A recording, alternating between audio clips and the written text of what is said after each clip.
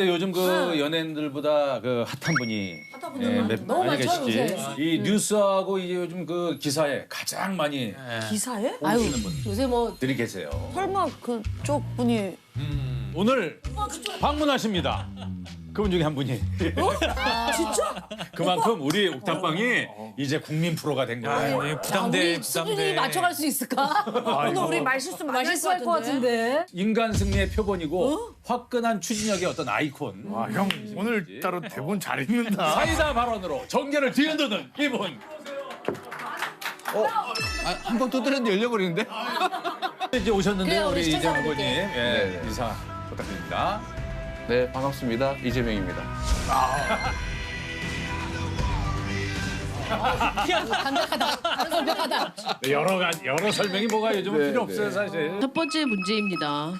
글로벌 기업 사과사의 CEO 팀 쿡은 실리콘밸리 최고의 워커홀릭이라 불리는데요. 매일 새벽 3시 45분에 눈을 떠서 약 800통에 달하는 이메일을 확인한다는 그는 밤낮 없이 회사 일에만 매진하는 탓에 생긴 출퇴근 습관으로도 유명하다고 합니다. 팀 쿡의 남다른 출퇴근 습관은 무엇일까요? 출퇴근의 습관이 있다. 하루에 800개 메일을 확인. 이거 거의 저하고 비슷한데. 이 정도 확인하세요? 제가 옛날 변호사 할 때 번호를 그냥 써요. 그 몇십 년 동안 같이 쓰고 계신 거예요? 번호가 안 바뀌셨어요? 똑같은 번호예요. 그래서 이 번호를 제가 선거 운동할 때 명함에다가도 핸드폰 번호를 다 써가지고 온 동네에다 이렇게 해놨지 않습니까? 근데 제 번호를 아는 사람이 너무 많은 거예요. 그러니까 막 문자 메시지 오죠. 거기다 막 의견. 좀 이건 아니다. 정신 좀 차리라. 뭐부터 이거 합시다. 뭐 이런 것들이 많이 오거든요. 네, 그걸 매일매일 보세요? 확인을 다. 다 봐요. 그러니까 800통이라고 하시는 거네. 네.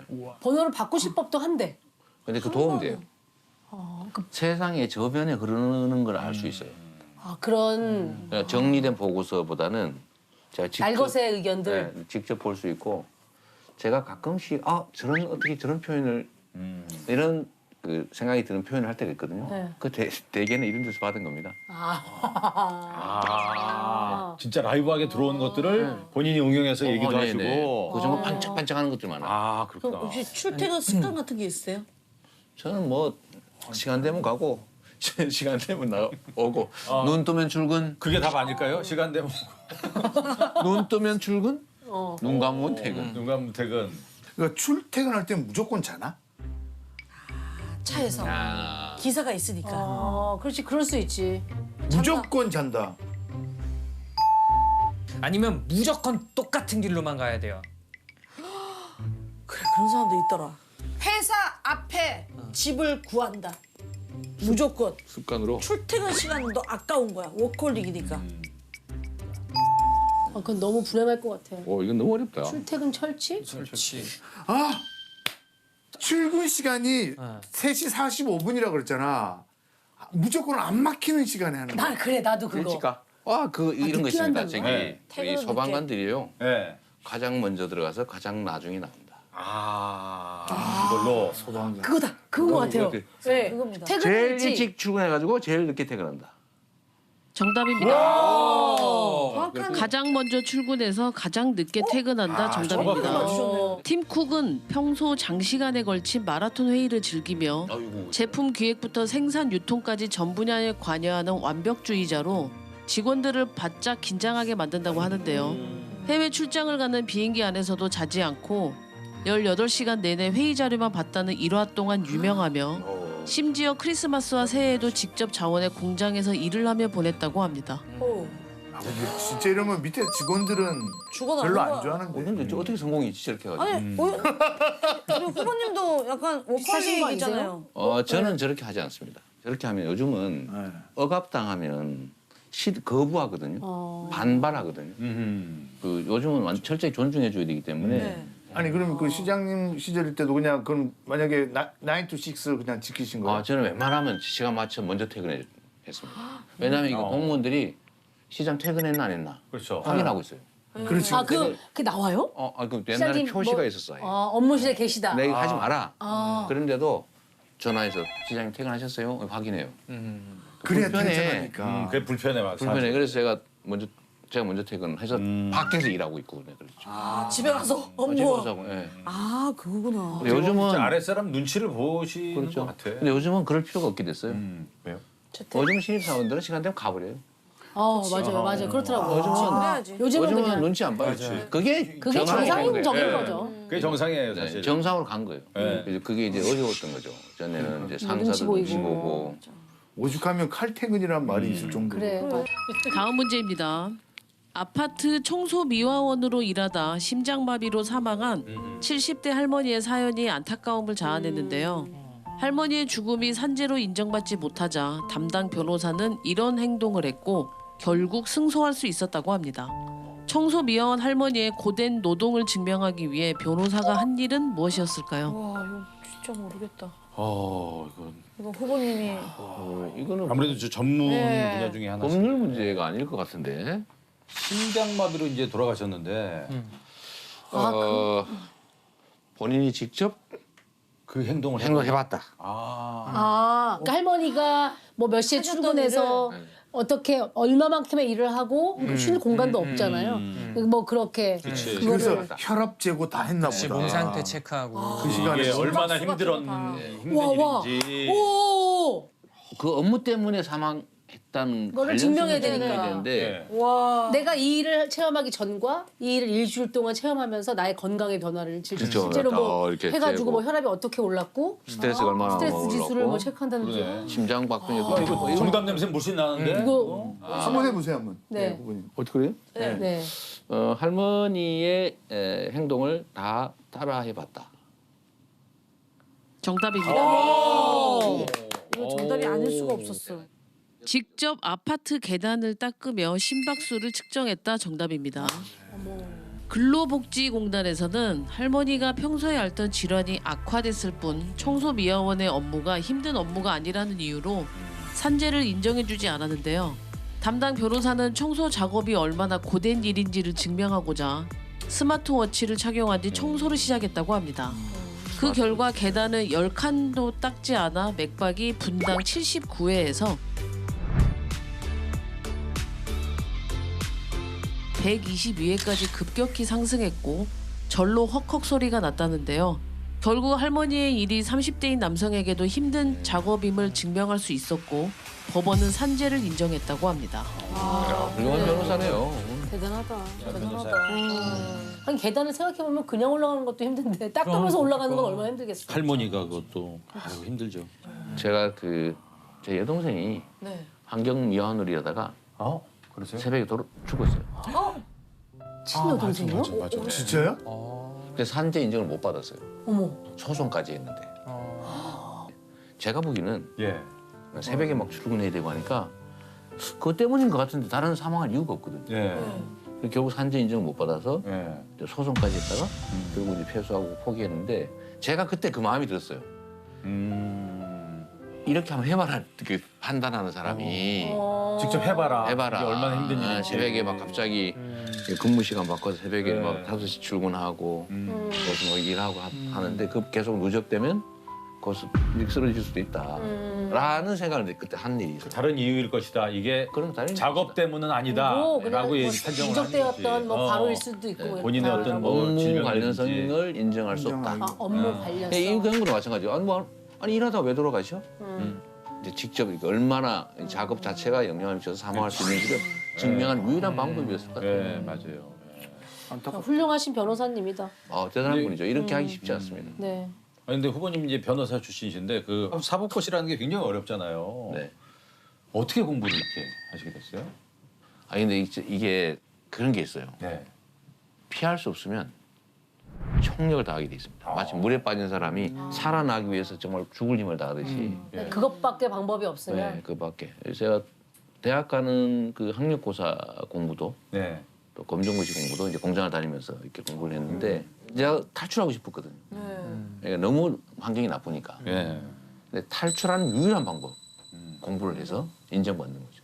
아 근데 막 공장 다니고 시간도 없었을 텐데 어떻게 그 공부를 제가 그때 느낀 게요. 예 시간이 늘어나는 걸 그때 느꼈습니다. 늘어난다고? 24시간인데 똑같은 네. 그러니까 늘어난다. 그러니까 퇴근 6시에 해서 네. 7시도 학원 네. 10시까지 공부하고 또 차 타고 오면 집에 11시. 다시 독서실에 가면은 뭐 2시까지 공부하고 하는데 시간이 정말 짧잖아요. 짧죠. 근데 여기를 집중을 하니까 그 시간이 쫙 이렇게 늘어나는 느낌을 그때 어릴 때 가졌어요. 같은 3시간인데도 그러니까 공부할 때 도저히 3시간은 평소에는 도저히 읽을 수 없는 분량을 짧은 시간 다 읽었더라고요. 어떤 그 집중력이죠.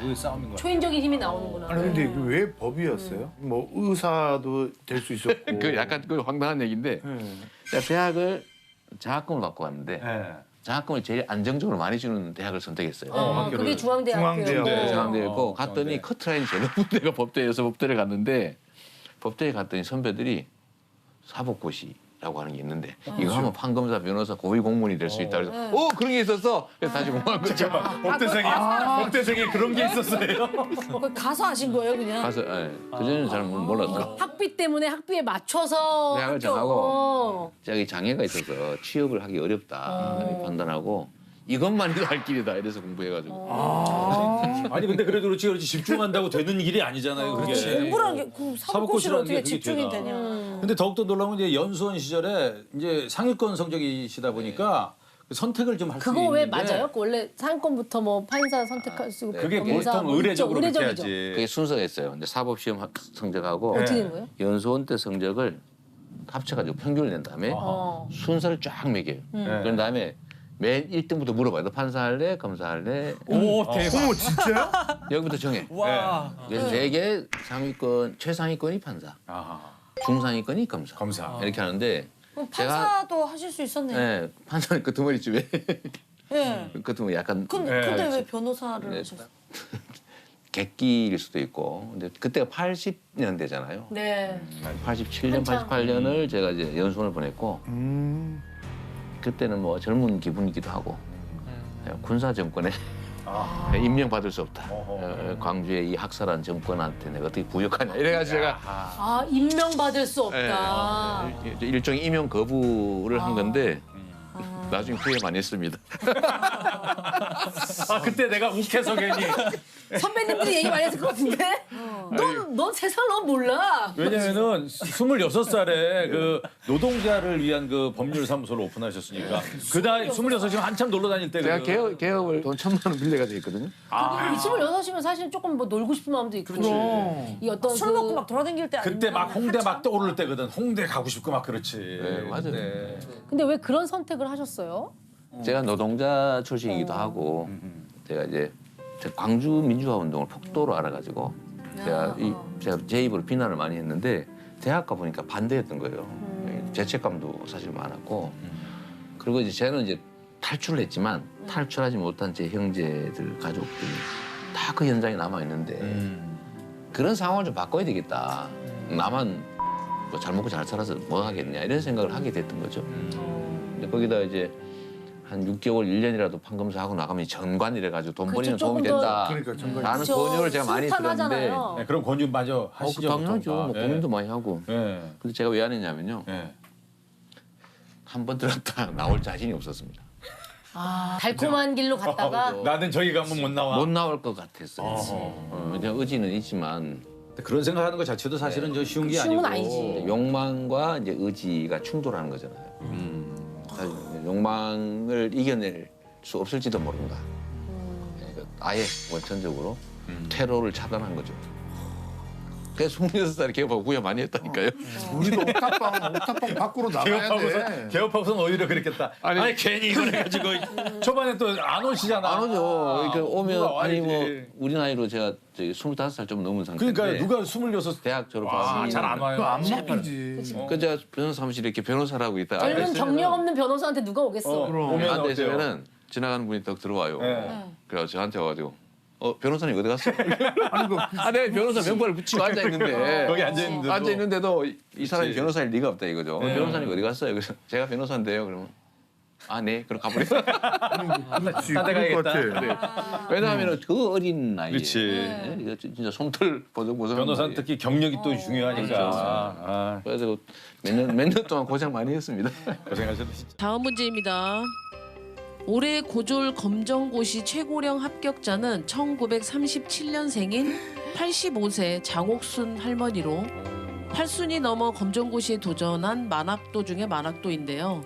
2018년부터 7차례 연속 도전에 7.8기 끝에 고졸 합격증을 받아든 할머니의 꿈은 건강이 허락한다면 대학교를 한번 다녀보는 것이라고 합니다. 멋있다. 요통이 심해 허리 보호대를 차고 문제집과 씨름을 하고 작년에는 다리 수술을 하는 등 어려움도 많았는데요. 병원에 누워있는 동안 할머니는 이런 생각을 했다고 합니다. 무엇일까요? 와 진짜 85세신데. 대단하시다. 진짜 대단하시다. 오랫동안 생각. 하셨길래 문제가 나왔을까 이게? 그게 독특한 생각을 하셨을 것 같아. 85세. 검정고시에도 나이 제한이 있나요? 없어요. 그런 건 없죠. 그 1년에 제가 2번씩 보거든요. 아 그래요? 아 검정고시 네, 8월, 4월 2번씩 보고 아. 이게 예. 한꺼번에 다 붙는 게 아니고 8과목인데 예. 한 과목씩 합격할 수도 있어요. 아, 또 다 어머. 차곡차곡 하면 그래서 몇 년 여덟 과- 동안 할 수도 있는 거예요? 네? 아 그러면 예를 들어 5과목은 패스했고 3과목만 통과하면 된다. 그렇죠. 몇 년 안에 아, 그걸 다 합격해야 정립식이구나. 된다 그런 건 없고. 저의 기억으로는 그런 건 없었던. 정립식이네 그러니까. 그래서 이번에 그 병원 때문에 합격을 못하면 어떡하지? 이런 생각이지 않았을까? 치료받느라 공부를 못하니까.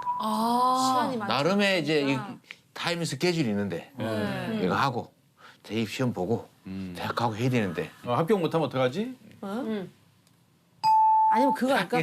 문제가 지금 85세잖아. 못하면 이제 86세에 봐야 된단 말이야. 그럼 대학교를 들어가서 90전에는 졸업을 해야 되는데 84년 아, 가면 그러네. 지금 90이 넘어가는데 80대에는 대학을 끝내야 되는데 그런 생각을 하지 않으셨을까? 잠깐만. 뭐 생각나신 거 얘기하세요. 내 이러다 시험 못 보고 떠나는 거 아닐까? 그러니까 이거. 다 준비해 놨는데 어. 아깝게. 졸업장은 받아야 되는데. 왜냐면 다리 수술도 쉽진 않았을 테니까 병원 생활하시면서 자꾸 이렇게 네. 건강이 몸이 안 나빠지면서. 좋으니까. 연세가 많으시니까. 그래요. 이거요? 네? 정답입니다. 오. 아니, 제가 소질 있는 것 같습니다. 나중에 저기 올라가 있는 거 아니야? 진짜 웃기겠다. 부모님 여기 올라가 있고 8문제 맞추면 여기 가거든요. 근데 문제 맞힌 개수만큼 손가락 하시는데 되게 애매하시겠다. 그렇네. 그렇군요. 번호 함부로 하면 안 되잖아요, 손으로. 몇 번 이렇게. 우리는 안 되는데. 그럼 11개 맞히면 되지 뭐. 문제가 10개까지. 아, 이런. 다음 시험까지 내가 살아있을까? 정답입니다.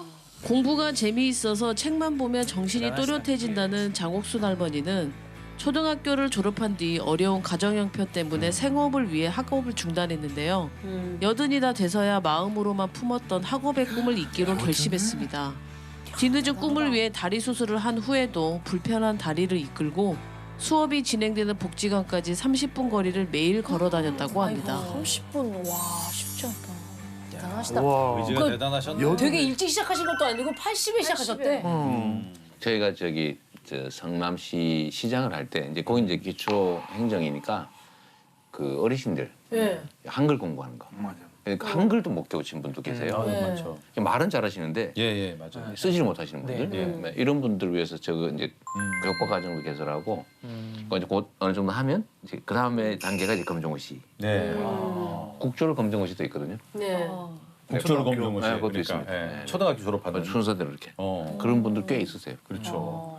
그 하나가 얼마나 그분들에게는 소중하겠어요, 진짜. 왜냐면 그 환경이 안 좋아서 그때 공부를 못 하셨으니까. 그때 사실 그분들은 이제 살아온 인생에서 차별감을 많이 느끼셨던 거예요. 맞아. 그때 당시는 사실 아들 공부만 공부시키고 네. 맞아요. 너희는 돈 벌어라 뭐 그러면서 맞아. 또 큰 애들은 너는 동생들 뒷바라지 해야 돼. 그래서 또 뒤에 처지고. 그런 분들이 많으시더라고요. 우리 엄마도 가면서 이렇게 차 뒤에 이렇게 영어로 브랜드 붙어 있잖아요. 그럼 우리 엄마가 하나씩 읽어 이렇게. 소렌. 그래. 알파벳 배우고 재밌어가지고. 하나씩 뭔지 알지? 그리고 늘 물어보고. 저희 엄마도 검정고시 하셨거든요. 아, 우리 동문이시군요. 네, 맞아요. 맞아, 후보님도 이제 검정고시니까. 언제부터 몇 학년 과정부터 하신 거예요? 저는 초등학교 졸업하고 그러니까 바로 공장 생활을 시작했기 때문에 한 13살 때부터 그렇죠. 거의 그런 그래서 학교는 아예 안 다니시고. 학교 초등학교 졸업하고 예. 그 해부터 이제 공장을 다니기 시작했다가 공장에서는 무슨 일을 하신 거예요? 그럼 여러 가지 했어요. 제가 납땜도 해봤고 그 용접도 해봤고 네. 철판 그 샤링기 그 철판 자르는 진짜 위험한 거 건데. 무서운 거 있습니다. 진짜 무서워. 이게 근데 생각하면 이렇게 탁 하면서 철판 자르는 이렇게 거. 좀 약간 근데 이게 이제 친구들은 프레스 공 나중에 다 이제 중학교, 고등학교 들어가면서 그 당시 이제 교복을 입었잖아요. 네. 교복 입는 게 너무 부럽지 않으셨어요? 그렇죠. 저는 이제 그 실제로 근데 처음에는 잘 몰랐는데 뭐 우리는 원래 그렇게 사나 보다 이런 생각을 했는데 사춘기가 되니까 딱 이렇게 지나가는 교복인 여학생이 보이는 거예요. 그 전에 제가 몰랐습니다. 네. 한 1, 2년 지나고 나니까 네. 저는 공장에 작업복 이렇게 나름 예쁘단 작업복, 잿빛 작업복 입고 예, 예. 네. 공장 가는데 그 길을 반대로 학생들은 지나 등교를 학교로 가는 하는데. 거예요. 근데 그 중에 위에 하얗게 밑에 약간 맞아요. 까만 옷 여기 뭐 이런 거 입고 하얗게 돼 있어서. 이렇게 카라가. 단발하고 이렇게 네, 막 너무 예쁘고 나 그 갑자기 생각해서 나는 왜 학교를 안 가지? 이거를 중학교 고등학교까지 거쳐서 대학 들어간 다음에 네. 제가 교복 입고 대학을 교복 가고? 입고요? 고등학교 졸업식 교복 아니 대학 대학교. 입학식에 대학 입학식에 교복을 사서 입이. 교복 입고 사각모 쓰고 야.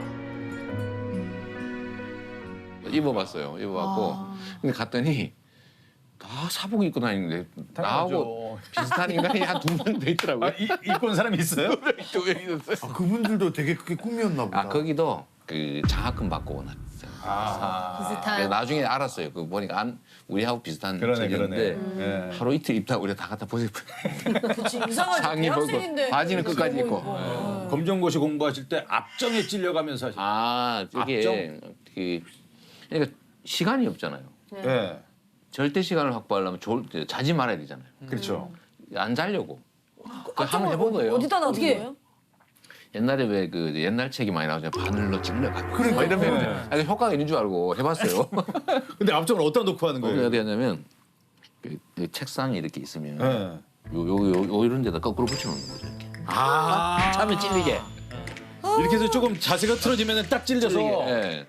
근데 처음엔 조금 효과가 있었어요. 정신이 부쩍 들잖아요. 찔릴까 봐. 근데 나중에 보니까 찔려서 자고 있더라고. 찔린 채로 푹 찔러서 자고 있어.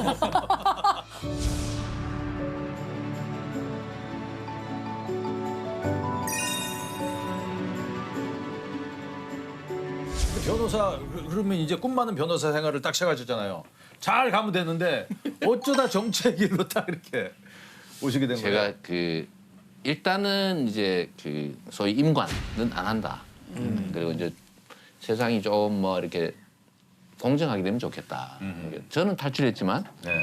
저와 같은 입장에 있으면서 여전히 탈출하지 못하는 사람들이 세상에 많으니 그들도 기회를 누리고 좀 공평하게 살면 좋겠다 이런 생각으로 이제 소위 인권 변호사, 네. 그럼 뭐 노동 인권 변호사 이런 일을 하려고 변호사를 시작을 했어요. 근데 그러다가 이제 시민운동이라고 하는 자연스럽게 참여하게 되고 그러다가 네. 제가 시립의료원 만들기 운동을 하다가 제가 두 번째로 제가 또 수배가 됐는데 저는 병원 필요하잖아요. 이거는 뭐 지금 생겼잖아요. 지금 생겼죠. 지금 시립의료원이 있고 굉장히 지난번 코로나 때도 되게 중요한 역할을 했거든요. 맞습니다. 그렇지, 실제로. 근데 그거를 하자고 하니까 그 이제 반대하는 사람이 있는 거죠.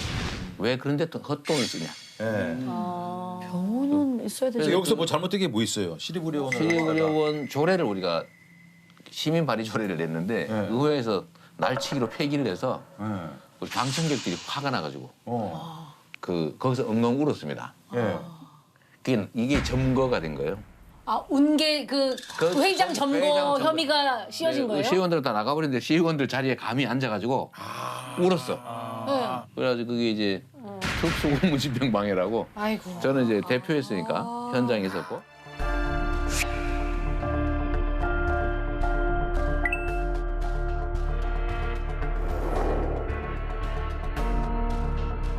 그래가지고 제가 구속되게 생겨가지고 네. 두 번째 구속되게 생겨서 네. 네. 제가 교회 지하실로 또 숨었어요? 숨었다가 기도실에 제가 이제 네. 숨어 있었는데 네.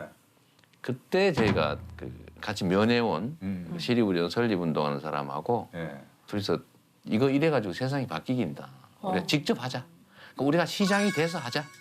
그럼 교회 지하에서 그 생각을 갖다가 결심하게 된 결심을 하게 거구나. 됐네요. 네, 그게 이제 2004년 3월 28일 오후 5시. 다 그 기억하시네요. 시간을 거의 기억하죠. 오후 5시. 그리고 결국은 제가 2006년에는 떨어지고 예. 2010년에는 시장이 돼서 이제 그런 경위가 있었군요. 2013년에 착공해서 네. 작년에 완공했죠. 시리브리와 결국은 그냥 그래서 그 완공이 때문에 됐지. 원래는 뭐 정치할 생각이 없었는데 그 사건 자꾸 때문에. 한 발짝 들어오게 되면서 행정가가 돼야겠다라고 네. 생각하셨구나. 그걸 하면 예. 세 번째 공장이 예. 고무 공장이었는데 예. 저희는 이제 밤 10시까지는 야근, 새벽 2시까지는 철야 이렇게 해서 그 두 가지를 이제 번갈아 가면서 했는데 야근을 하니까 라면을 한 개 딱 주는 거예요. 그 라면 한 봉지. 근데 이걸 왜 주나? 왜 이런 웬 떡이야? 이렇게 생각했더니 저녁을 안 주는 거예요. 이게 이게 저녁이야. 저녁이야. 그래서 우리는 그 라면을 끓여 먹을 때도 없고 어떻게 생 공장에서 먹으라는 그냥 거예요? 굽는 생라면? 거죠. 굽고 이제 집에 들고 가면 집에서 또 좋아하니까 집에서 늦게 밤 10시 돼서 집에 가서 밥 먹고. 맞아. 맨 처음에 우리 라면 나왔을 땐 너무 좋아했었어 라면이. 그럼요. 네, 라면 좋아. 라면 맛있으니까 그게 또. 그 밤늦게 이제 그 작업을 하고 처리하고 마치고면은 집에서 어머님이 기다리고 계셨어요? 그렇죠. 그때는 이제 통금이 있어가지고 12시부터 4시까지 통금이잖아요. 예, 그렇죠. 통금이 이제 2시에 끝나면 예. 4시까지는 이제 그 작업장에서 뭐 자든지 보통 잠이 시간을 잘 안 때워야 오죠. 되는데. 시간을 때워야 되는데 보통은 이제 뭐 장난치고 놀든지 예. 그때 제가 배운 노래가 이제 밤에 떠난 여인이라고 그때 제가 배운 노래가 이제 밤에 떠난 여인이라고 가나면서 지금 개인기 들어가시는 거예요? 아니 정신 바짝 차렸어. 무슨 소리세요? 정신 가야죠. 바짝 차렸어. 그때를 생각하면 가야죠. 무슨 아, 소리. 자연스러웠는데 지금. 하남성 노래 너무 기가 막혀. 하나, 둘, 셋, 넷. 하얀 손을 흔들며 입가에는 예쁜 미소 짓지만 커다란 검은 눈에 가득 고인 눈물 보았네. 근데 이게 에이. 이게 저는 그 초등학교를 해야지 계속 그만하세요. 이제 막 좋은데. 예. 아니 저는 그래서 초등학교를 졸업하고 갔잖아요. 예. 근데 저한테 이 노래를 가르쳐 준 친구가 강원도 친구인데 저보다 나이가 적었어. 그러니까 이 친구는 그럼 초등학교를 졸업하지 않고 왔던 거예요. 어머. 아이고야. 아이고야. 그때는 그런 생각을 못했죠. 그치. 그치 그때는 모르죠 그런 걸. 저도 키가 작은데 저보다 훨씬 작았거든요. 아. 1m나 됐을까? 어. 정말 조그만했는데 네. 그 친구가 이제 그 노래를 배워가 나한테 가르쳐줬어요. 네. 그 친구 얼굴을 아직도 기억해. 예. 아 근데 소년공 시절에 썼던 일기장이 공개돼서 이제 화제였는데 그 힘든 와중에 일기를 매일 쓰셨어요? 제가 인생살이 하면서 잘한 게 몇 개 있는데 예. 제일 잘한 거는 제 아내를 만난 거고요. 제가 진짜 목숨 사랑꾼 걸고 사랑꾼. 일기를 쓴 것도 제가 정말 잘한 것 중에 하나예요. 제가 매일매일 저를 되돌아보는 그럼 계기로. 언제 중학교 나이 그때 쓰신 거예요 그럼요? 그러니까 아마 저게 78년 정도. 그러니까 검정고시 공부를 본격적으로 시작한 직후부터 사법시험 합격해서 연수원 간 그 시점까지만 딱 그럼 몇 년 동안 쓰셨나요? 10년 정도. 10년? 10년 정도 쓰잖아요. 오래 쓰셨네요. 저건가 봐. 아, 뭐 저런 제명아 정신 차려라. 아 저기 일기에 쓰셨나 보다. 아, 그 중에 일부 이제 이게- 일기장도 한 부분에 저렇게 있는. 제명아 정신 차려라.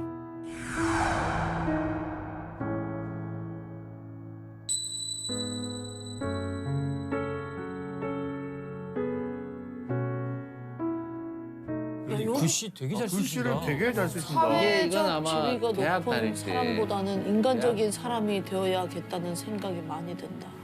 사람이 이렇게 되어야지. 명사나 권력자가 되어서는 안 된다. 야 여기 지금의 이런 작은 유혹에도 흔들리는 유치한 인간이라면 앞으로 공적인 탄압이 나에게 주어질 때 도대체 어떻게 견뎌나간단 말인가. 어디 유혹이 있었나 봐요. 되게 비장해. 야 저게- 재명아 이거 좀 해줘. 뭐 돈 좀 줄 테니까 뭐 이런 게 있었나요? 근데 그게 아마도 제가 연수원 때 판사, 검사, 변호사 중에 사실은 갈등이 있잖아요. 아 편한 길로 가고 싶지요. 저때 갈등을 많이 할 때 쓰신 게 딱 느껴지네. 느껴진다. 혹시 나중에 내 일기장이 공개될 수도 있겠다라고 해서 야 그렇다면 진짜 이야, 그 앞서갔는데. 정도면 그러면 진짜 뭐- 큰 그림이다. 야. 그건 거의 노스트라다무스. 그쵸. 너무 빅피처죠. 예. 저는 옛날에 그거 거기도 나왔을 거기서 봤어 내가 동상? 동상이몽에서 지금 그 산모님한테 프로포즈를 하면서 일기장을 딱 맞아요. 줬다는 네. 얘기를. 아 맞아. 그거는 일기장을 같이 그거는 그 일주일 사실이야. 만인가 그런데 그냥 만난 일주일 만에. 제가 사실은 그 생각을 만나고 어떻게 하신 이제 거지? 결혼을 저는 하고 싶었는데 거의 매일 쫓아다니다가 나흘 만인가 이렇게 청혼을 했다가 답을 못 들었습니다. 다 얼마는 불도저야. 했는데 답을 안 하는 거예요. 관심이 있는 것 같은데. 네, 그래서요?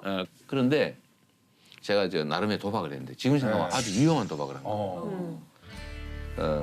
내가 어찌 살아왔는지 또 앞으로 어떻게 살아갈 건지 내 내면을 내 통째로 다 보여주고 처분에 맡기겠다. 그래서 내가 일기장을 준 거예요. 아, 내가 이런 그래서 원래 사람이다. 제가 주면 떨어지는 거예요. 사실 제가 가장 하면 안 되는 힘든 시절에 그 일기장인데. 그 받을 때 느낌이 뭐라고 그러세요? 거예요. 아니 뭐 좀 당황하죠. 네. 이게 뭐야? 이런 걸 왜 줘? 뭐 다이아몬드도 아니고. 다리아도 아니고. 반짝이지도 않는데. 이걸 왜 주지? 뭐 이랬는데 제 아내는 이걸 보고 결혼 받아주기로 했다. 읽어보시고. 네. 좀 4일 만에 그 읽어보고 승낙을 답하는데 받은 오래 거예요? 걸렸죠. 저는 원래 그럼 10월 진짜 읽어보셨다는 얘기네. 다 읽어봤다 그러죠. 일기도 쓸만하다 보니까 다용도로 쓰인다. 그치 결혼까지 연결되니까. 연결되고. 어찌됐건 재밌네. 자, 시인들이 자주 하는 말에는 숨겨진 비밀이 있다. 이거 우리가 모르는 얘긴데. 뭐예요? 정치 언어 3단계란 게 뭐예요? 정치적 언어라고 말하잖아요. 그러니까 정치인들한테 뭐 민원을 얘기하면 긍정적으로 검토해보겠습니다. 긍정적으로. 많이 들었던 것 같아. 많이 들었어요. 그럼 그 얘기는 안 한다는 얘기예요. 긍정적으로. 안 된다는 얘기입니다. 긍정적으로는 안 된다. 안 된다는 적극 얘기. 수용하겠습니다. 적극 검토하겠습니다. 근데 이런 거 막 절대 안 됩니다. 이런 뜻이고요. 또 있어요. 장기 검토해 봅시다. 아 이거 진짜. 이거 장기 진짜, 검토. 그건 진짜 이건 뭐 제일 가능성이 절대 없습니다. 1200%안 된다는 뜻이고요. 1200%. 함께 노력해 봅시다. 방법을 찾아봅시다. 이건 어떻습니까? 이거는 지구가 무너져도 안 되는 거지. 아 더 안 된다는 그런데 거예요? 이거를 근데 이 100%는 아니겠지만 대부분 이런 것들이 숨어 있다는 거네요. 저 그러니까. 실제로 제가 소위 원래부터 사이다 발언을 했겠습니까? 네. 그건 아니거든요. 저도 자기 보신을 위해서 현장을 좀 이렇게 예. 좀 피하기 위해서라도 네 같이 이렇게 봅시다. 저도 애써 볼게요. 방법이 있겠죠. 이렇게 얘기하다가 제가 이거 절대 하지 말아야 되겠다 마음먹은 계기가 있어요. 어떤 얘기야? 제가 시장이 됐는데 네. 성남시장이 됐는데 시장실을 제가 2층에 그 홀에다 바로 옆에 옮겨놨거든요. 네. 네. 아무 때나 밀고 들어올 수 있는 자리로 옮긴 거예요. 제가 네. 공략을 했거든요, 그거를요. 예. 그러니까 세상에 민원인들이 얼마나 좋아요. 저는 시장 만나려면 막 가까우니까 막. 그거 너무 좋은 거예요. 또 개방까지 하는데 맨날 와서 제가 이거 어떻게 해라. 그러다 제가 결단을 했습니다. 예. 솔직히 다 얘기해 주자. 이런 얘기들 하지 말자. 긍정적으로. 말고 적극적으로. 있는 대로 다 얘기해 주자. 그냥 헛된 희망 주지 말자. 그럼 다음에 또 주장하니까. 그래서 제가 한 2-3시간 이렇게 얘기를 하면서 정확하게 제가 법률가니까 이거는 법률상 불가능한 사안입니다. 어허. 두 번째 이건 현실적으로 불가능합니다. 어허. 요거는 됩니다. 그럼 예. 다 분류를 해가지고 요거는 해드립니다. 요거는 안 됩니다. 했는데 그러면 우리가 상상할 때 왜 안 된다는 거야? 멱살 잡고 막 이래야 그쵸, 되잖아요. 근데 안 그러세요. 아 수긍을 하세요? 수긍을 하더라고. 수긍을 해가지고 나중에는 거의 대부분은 네. 고맙다고 박수치고 울고 가셨어요. 고맙다고. 이게 납득이 되면 되는 어떤 면에선 거거든요. 그치. 억울해도 납득이 돼야 되는데 사실은 그런 것들이 안 되면은 아직까지 자기한테 왜 안 되는 거를 정확하게 알려주지도 않고 긍정 검토합시다.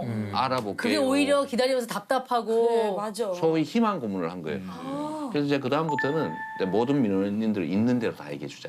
했더니 놀랍게도 네. 99.9%는 수용했어요. 그래서 제가 그 소위 말하는 정치적 언어를 쓰지 말자. 이것도 일종의 기만이다. 저희가 많이 약속한 건 지키자. 예전에 그 어떤 연예인 오빠가 그 국회의원 하셨다가 다시 돌아오신 분이 있는데 제가 물어봤어요. 어땠냐고. 그랬더니 너무 힘들대요. 왜? 너무 헷갈리는 게 똑같은 사안을 가지고 어떤 분은 예를 들면 그렇지. 6개월을 놔달라. 그래. 어떤 분은 6개월을 없애달라. 없애달라. 앞뒤집이 입장이 다르니까. 앞뒤집 입장이 다르니까. 근데 그렇지. 그걸 어떤 맞아. 사람 얘기를 그럼 어떻게 수용해야 해야 돼? 될지는 굉장히 혼란스럽다는 거지. 그러면 무조건 적이 생길 수밖에 없네. 네. 원래 정치에는 그래서 적이 있는 거예요. 상대가 있는 거죠. 입장이 다를 수 있거든. 반드시 이해관계 충돌하는 걸 조정하는 일이 정치고요. 그래서 정치에서 아까 그런 문제죠. 이해가 충돌하는 문제에 대해서 이제 접근하는 방식이 딱 3가지 정도가 있어요. 첫 번째, 제일 좋은 게 모른 척하는 거예요. 모른 척. 모른 척. 피해 모른 다니는 거예요. 척이요? 피해 다니는 거예요. 모른 척이 가지 말고. 네, 두 번째가 약간 이제 바보 같은 짓인데 이쪽 가서는 해준다 그러고 저쪽 가서는 안 한다고 그런 거예요. 아. 근데 나중에 그럼 나중에 들통나는데. 그거 옛날에는 더 난리 날 것 정보 같은데. 유통 속도가 느렸기 때문에 아하. 옛날에 근데 가능한 요새는 거죠. 안 됩니다 이게. 바로 알죠. 바로 알수 있죠. 너 어제 그랬다면 네. 큰일 날 수가 있어서 네. 요새는 그거 안 하고요. 대개 네. 외면하는 작전, 모른 척하기 못본 척. 이런 거 그게 제일 하는데 낫네요. 저는 좀 반대로 하죠. 제 그 결론을 내요. 그럼 어찌됐든 결론을 내야 네, 사람들이 네, 좀 결론을 내요. 많이 반대하는 사람도 있고 찬성하는 사람도 있는데 네, 그걸 감수하는 게 정치인의 몫이고요. 몫이니까. 그거를 맞아. 합의되지 않더라도 해야 될 일을 강제하라고 권한이 주어진 거예요. 우리가 이제 권력, 권한 이렇게 말하면 내 의사를 원하지 않는 상대에게 관철시킨 힘이 바로 권력입니다. 아주 단순한 거예요. 공의를 위해서 해야 되는 거면. 그걸 하라고 준 거예요. 근데 이해관계가 충돌하고 갈등이 있는데 아무것도 안 하면 사회가 어떻게 되겠어요? 그렇죠. 혼란스러워요. 대신에 이제 맞아요. 정치인한테는 타격이 오죠. 그래서 저 같은 사람이 적이 많습니다. 우리는 다 왜 하거든요. 저기 오빠는 많은지. 정치 못 하겠다. 아야 나는 너도 좋아. 너도 좋아. 그렇지. 둘이 알아서 해. 쓱 빠지지. 나만 좋으면 돼. 우리 같은 정치인들이 옛날엔 많았어. 그래 많았어. 그러면 안 돼. 옛날 스타일. 그때는 너무 아프니까 그러니까요. 힘드니까 이제 원망이 많았는데 제가 이렇게 굳건하게 정말 어려운 상황도 잘 견뎌내고 잘 포기하지 않고 뭐 그런 것들은 아버님의 도움이었던 것 같고요. 평소에는 그런데 네. 결정적인 순간에는 꼭 도와주셨어요. 아버님이요. 제가 이제 뭐 검정고 시 할 때 주로 야간학원을 다녔는데 주말에 네. 시험 보기 얼마 전에 이렇게 학원이 돼주고 그 전에 계속 반대하시다가 갑자기 학원비 딱 때문에 깊은 마음이 네, 있으시네. 이제 고시 공부할 때도 4학년 때 떨어져서 이제 장학금 지원도 못 받으니까 공부하기 어려울 때도 이렇게 몰래 숨겨놨던 돈 이렇게 보내주셔가지고 제가 1년 공부도 하고 야, 아버지가 주는 그 뭐 이렇게 짠함이랄까 이런 게 있어요. 든든함 든든함. 그렇죠. 뒤에 이렇게 든든함이 있는 맞죠. 네, 그런 게 있는 것 같습니다. 40패스 했던 기쁨이 근데 올해 못 가셨다는 얘기 뭡니까? 그렇죠. 제가 졸업하면서 이제 아버님이 지원을 해줘가지고 이제 공부를 다시 시작했는데 예. 86년 3월에 이제 위암이 재발한 거예요. 병원에서 3개월밖에 못 사신다. 아버님이요. 제발 시험 합격할 때까지만이라도 살아주시라. 근데 그게 한 6개월에서 8개월 정도인데 실제로 사셨어요. 아버님 기다리셨네. 네, 기다리셨던 거예요. 그래서 제 생일날 돌아가셨는데 제가 음력 10월 23일 그날 제 출생시에 돌아가셨어요. 뭐 시까지? 네, 시까지 거의 막 이렇게. 근데 의식도 거의 없는 상태. 몰핀 맞고 계셨으니까 암 때문에. 예. 근데 그 마지막 제가 알려드린 게 그걸 인지하셨던 것 같아요. 마지막 눈물 흘리시더니 이제 가신 거예요. 그래서 되게 슬펐죠. 왜냐하면 아버지하고 그렇게 화해한 지가 얼마 안 됐던 겁니다. 알고 가신 거죠. 알고 가신 거죠. 거죠. 다 들으신 눈물이란 거죠. 거는 많은 의미가 있는 눈물이네 진짜. 예. 너무 슬프죠. 그러니까 제가 화해를 진짜 제대로 못했어요. 후회가 많이 되시겠어요. 아버지 하면 생각나는 게 뭐 있으세요? 뭐 사과를 보면은 뭐 그렇죠. 기억 남는 아, 죄송합니다.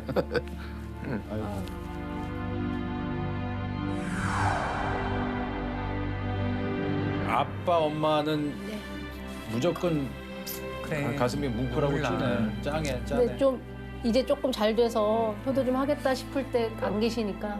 근데 그 해에 제가 고시 공부 다시 시작할 때 이제 숨겨놨던 집안에 어머니한테도 안 가르치고 몰래 숨겨놨던 걸 저한테 몰래 주신 거예요.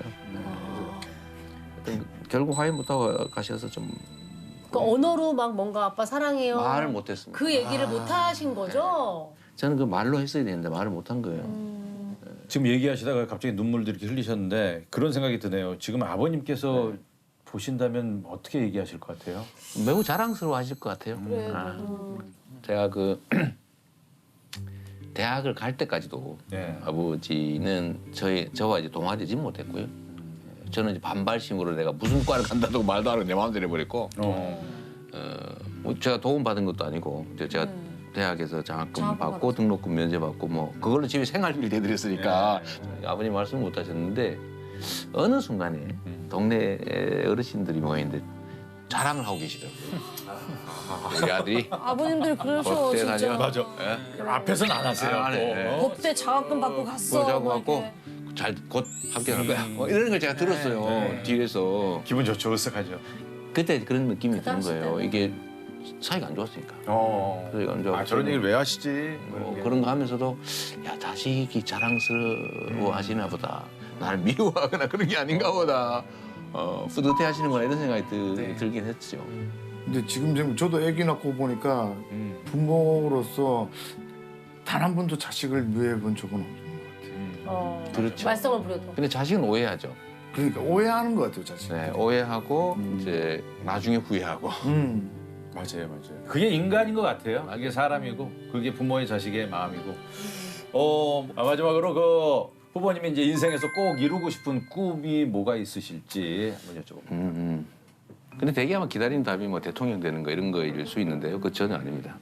전혀 아니고요. 인생에서 꼭 이루고 싶은 꿈이 뭐가 있으실지 한번 여쭤볼게요. 근데 대개 아마 기다리는 답이 뭐 대통령 되는 거 이런 거일 수 있는데요. 그거 전혀 아닙니다. 전혀 아니고요. 좀 합리적이고 합리적인 세상. 공정하고 또 그러면 또 재미있잖아요. 네. 또 희망도 있고 네. 과감하게 도전도 할 수 있고 네. 그래도 불안하지 않고 누군가 언젠가 마지막 순간에는 듬직하게 버텨주는 사회 뭐 그런 세상 만들고 싶고요. 더 궁극적으로는 제가 언젠가 죽을 텐데 네. 마지막 순간에 재밌었어. 후회되지 않아. 네. 그렇게 살고 싶습니다. 아, 그렇군요. KBS KBS KBS 한국방송